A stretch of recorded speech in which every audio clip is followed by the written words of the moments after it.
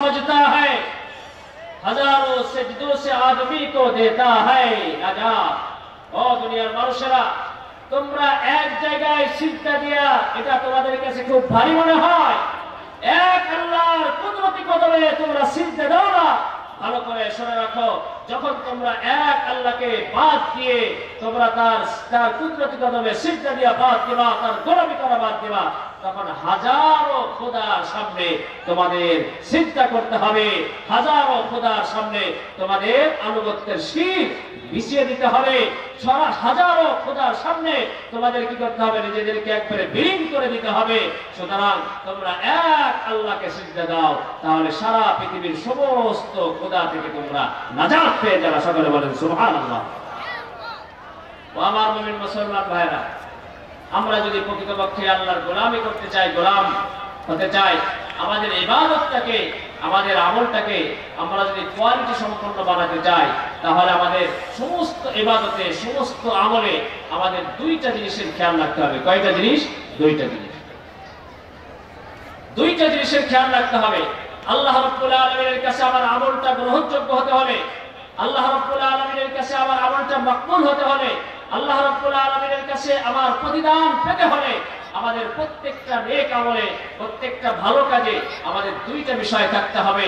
যদি দুইটা বিষয় না থাকে, তাহলে আমাদের আমল প্রকৃত আমল হবে না। আমাদের আমল আল্লাহ রাব্বুল আলামিনের কাছে গ্রহণযোগ্য হবে না। আমাদের আমল আল্লাহ রাব্বুল আলামিনের কাছে মকবুল হবে না। আমাদের আমলের কারণে আমরা আল্লাহ রাব্বুল আলামিনের কাছে উত্তম প্রতিদান পাবো না। আমাদের আমলটা শুধু আমলই থাকবে, কষ্টটা শুধু কষ্টই হবে।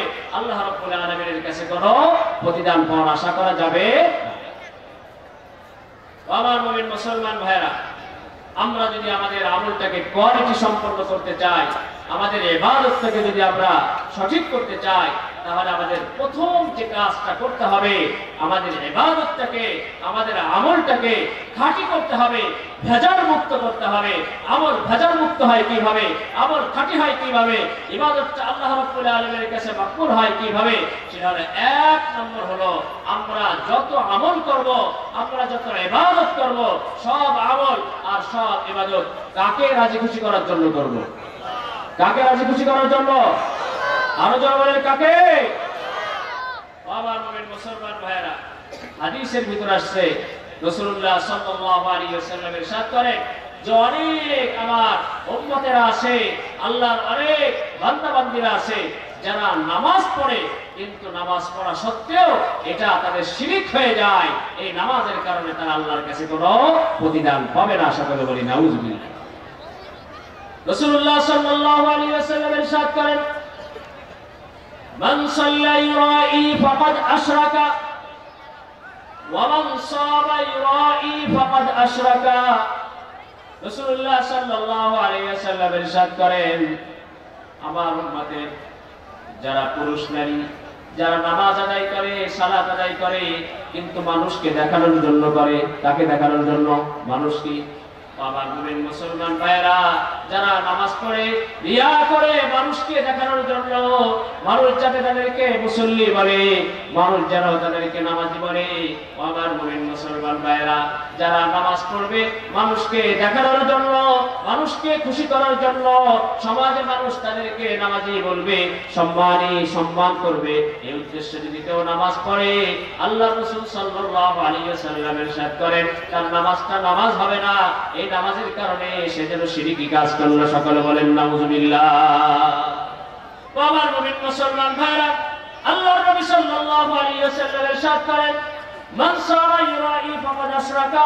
যারা রোজা রাখে, যে রোজাটা একমাত্র আল্লাহ রাব্বুল আলামিনের জন্য রাখা দরকার ছিল, তারা আল্লাহ রাব্বুল আলামিনের জন্য রোজা না রেখে মানুষ তাদেরকে রোজাদার বলবে, মানুষকে দেখানোর জন্য রোজা রাখে, ফাকাদ আশরাকা।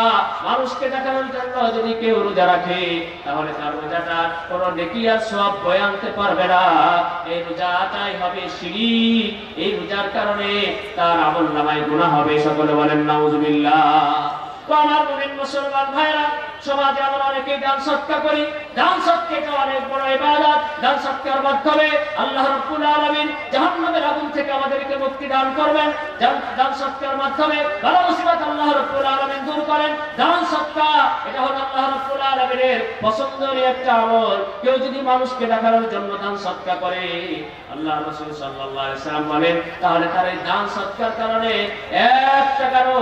একটা ফুটা পয়সার সে নেকি পাবে না, বরং মানুষকে দেখানোর কারণে মানুষ তাকে দান করে বলবে। এই জন্য যদি কেউ দান করে তাহলে এই দানটাই তাকে জান্নাতে নয়, তাকে জাহান্নামে নিয়ে চলে যাবে। সকলে বলেন নাউজুবিল্লাহ।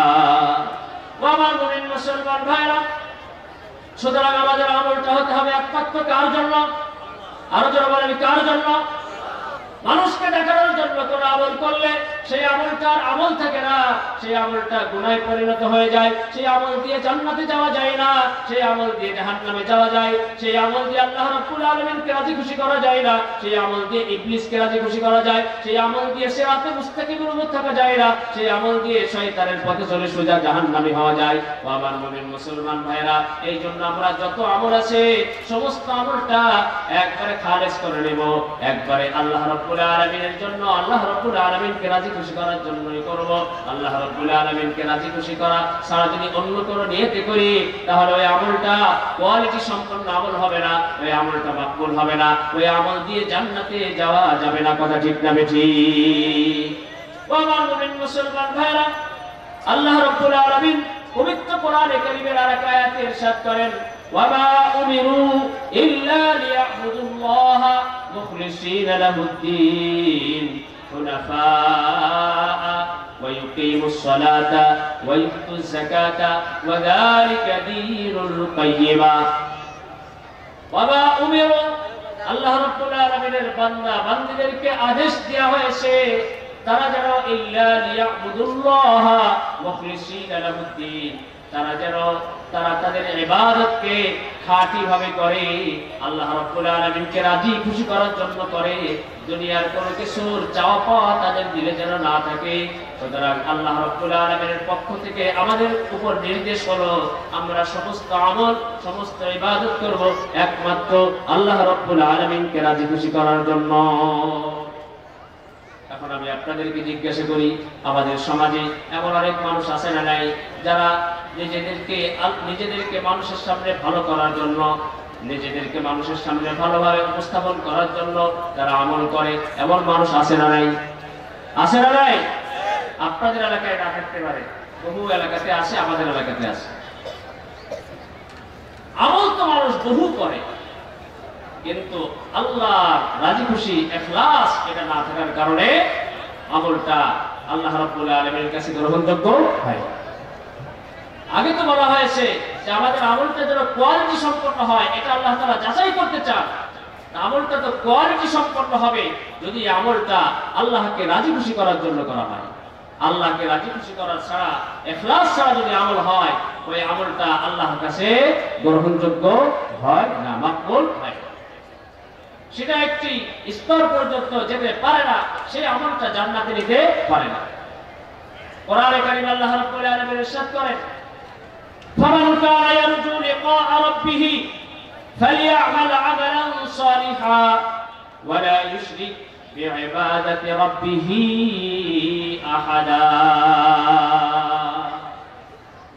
আল্লাহ তাআলা ইরশাদ করেন, যারা পরকালে আল্লাহ রাব্বুল আলামিনের সাথে দিদার করতে চায়, আল্লাহ রাব্বুল আলামিনের সাথে সাক্ষাৎ করতে চায়, যারা আল্লাহ রাব্বুল আলামিনকে দেখতে চায়, একেবারে যে চোখ আছে চোখ দিয়ে সচক্ষে যারা আল্লাহ রাব্বুল আলামিনের সাথে মুলাকাত করতে চায়, আল্লাহ রাব্বুল আলামিন বলেন, ও আমার বান্দা বান্দীরা, তোমরা যদি আমার দিদার লাভে ধন্য হতে চাও, আমার মুলাকাত যদি তোমরা করতে চাও, আমার সাথে তোমরা যদি সাক্ষাৎ প্রত্যাশী হও, তাহলে ভালো করে শুনে রাখো, ফালিয়ামাল আমালান সালিহা, তোমাদের নেক কাজ করতে হবে, আমলে সালেহ করতে হবে, আমার গোলামি করতে হবে।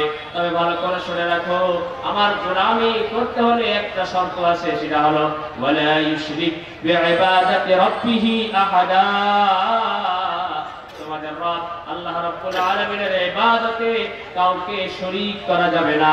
ইবাদতটা একমাত্র আমি আল্লাহ রাব্বুল আলামিনের জন্য হতে হবে।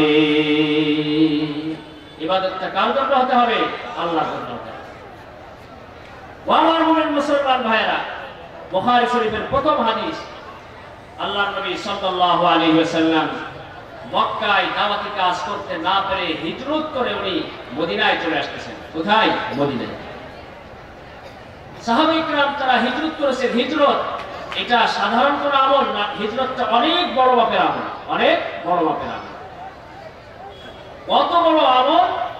বুখারী শরীফের রায়াতের ভিতরে আসছে, আর হাদিসের ভিতরে আসছে, রাসূলুল্লাহ সাল্লাল্লাহু আলাইহি ওয়াসাল্লাম ইরশাদ করেন, ওয়া ইন্নাল হিজরাতা তাহদিমু মা কানা ক্বাবলাহু। ওয়া আমার সাহাবায়ে কিরাম, ভালো করে শুনে রাখো, যারা আল্লাহ রাব্বুল আলামিনের জন্য নিজের ঘর বাড়ি পরিত্যাগ করে, নিজের জায়গা জমি ছেড়ে দিয়ে, নিজের আত্মীয়স্বজনকে বিসর্জন দিয়ে, নিজের মা বাপকে বিসর্জন দিয়ে, নিজের আত্মীয়স্বজনকে রেখে যারা দিনের মাতৃভূমি ছেড়ে, যারা যখন দিনের জন্য আল্লাহকে রাজি খুশি করার জন্য যখন কেউ হিজরত করে, আল্লাহ রাব্বুল আলামিন তার জিন্দেগীর পিছনের সমস্ত গুনাহ মাফ করে দেন। সুবহানাল্লাহ। তাহলে হিজরত এটা কি কোনো সাধারণ আমল? এটা অনেক দামি আমল, অনেক দামি। আল্লাহ নবী সাল্লাল্লাহু আলাইহি ওয়াসাল্লামের সাহাবায়ে কিরাম তারা হিজরত করতেছেন, অনেক কষ্টের আমল।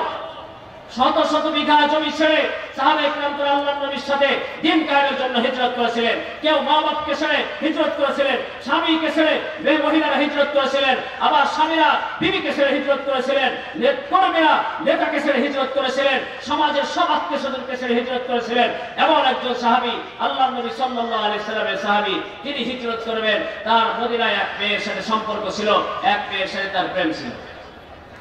প্রেম থাকতে পারে কি পারে না? ছিল। এখন উনি হিজরত করবেন, তো মদিনার ওই মেয়ে এসে বলল,